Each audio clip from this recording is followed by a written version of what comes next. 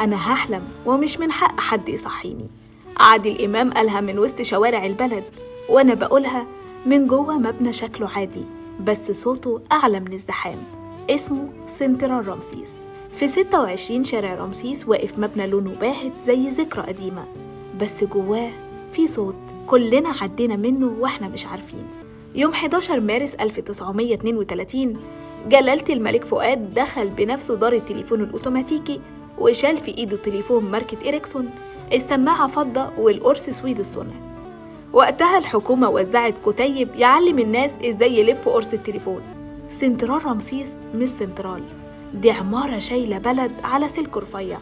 40% من الاتصالات في مصر بتمر من هناك.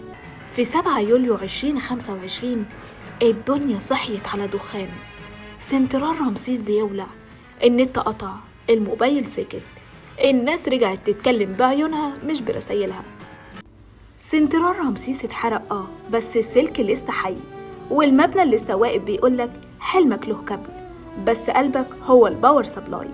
ما تخليش حاجة تصحيك من الحلم، لأن أحيانا الحلم هو اللي بيصحي البلد كلها.